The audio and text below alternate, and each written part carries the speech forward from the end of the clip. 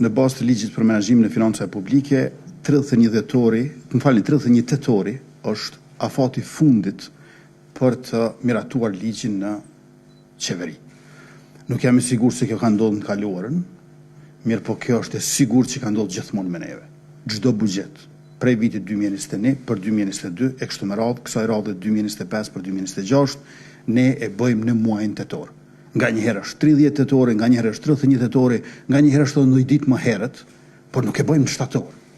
Kjo bëhet në javën e fundit të tetorit.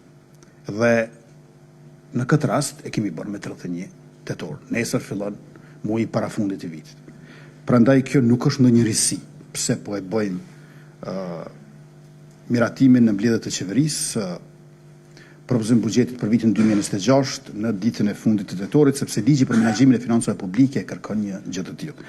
Sa i përket konsenzusit, unë i thras logjikës dhe racionalitetit.